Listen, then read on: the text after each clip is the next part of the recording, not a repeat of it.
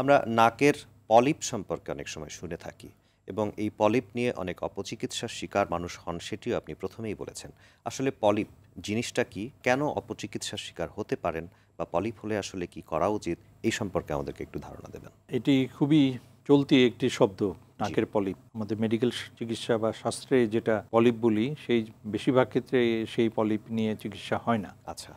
নাকের ভিতরে স্বাভাবিকভাবেই নাকের একটু সামনের অংশেই দেখা যায় যে নাকের ভিতরে মাংসলো একটি জিনিস থাকে, দুই পাশেই থাকে, ফোলা থাকে, কখনো ফোলা নাও থাকতে পারে।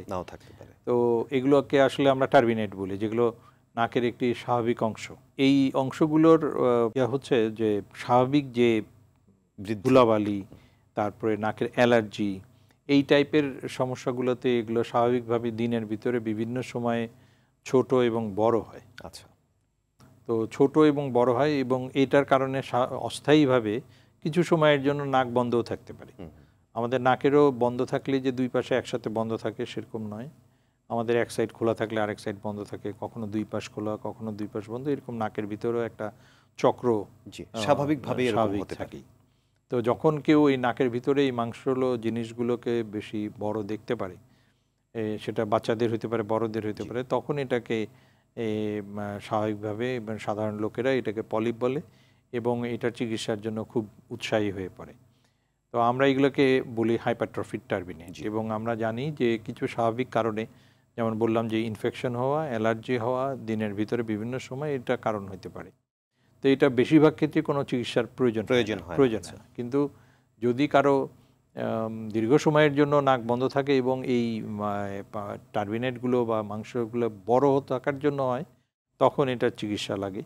আর আমরা নাক কান গলা সাবজেক্টে নাকের পলিপকে যেটাকে বলি, সেটি আসলে অ্যালার্জি বা ইনফেকশনের জন্য আমাদের নাকের পাশে যে সাইনাস বলে যে জায়গাগুলো আছে, যেখানে সাইনোসাইটিস হয়, এবং পরবর্তী দিকে সাইনোসাইটিসের কমপ্লিকেশন হিসাবে বা জটিলতা হিসাবে আরও অ্যাডভান্স হলে নাকের ভিতরে কিছু পলিপ তৈরি হয়।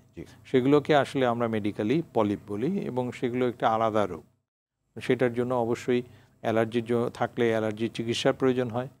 আর কিছু কিছু ক্ষেত্রে আধুনিক সার্জারি, আমরা বলি যে ফাংশনাল সার্জারি, সেটি করলে সেটা মুক্ত হওয়া যায়। এবং এই পলিপ নিয়ে সাধারণ যে রুগীদের যে অতি উৎসাহ, এটার প্রেক্ষিতে দেখা যায় যে আমি এটার ব্যাপারে সতর্কতা হিসেবে বলবো যে এটা আমাদের গ্রামাঞ্চলে বেশি দেখা যায়, যে তারা নাকের ভিতরে বিভিন্ন ধরনের কেমিক্যাল এবং বিশেষ করে অ্যাসিড জাতীয় জিনিস ব্যবহার করে, এবং করার ফলে এই মাংসগুলো পুড়ে যায়। যথাযথ চিকিৎসা নেওয়া, এবং এটার ব্যাপারে চিকিৎসা আছে, সেই চিকিৎসাটি নেওয়া, যথাযথ চিকিৎসা নেওয়া, এটার উপরে জোর দিতে হবে, এবং এটি নিয়ে বেশি দুশ্চিন্তা না করা। আচ্ছা। এটি আমি উপদেশ দেব যে সাধারণ রোগীদের, যে নাকের ভিতরে কোনো কিছু দেখলেই এটাকে নিশ্চিতভাবে এটা একটি পলিপ বা এটা একটি রোগ এভাবে এটাকে না ধরে, এবং সেটিকে অপসারণের সাথে সাথে করতে হবে, এরকম চিন্তা ভাবনা করার কোনো অবকাশ নেই।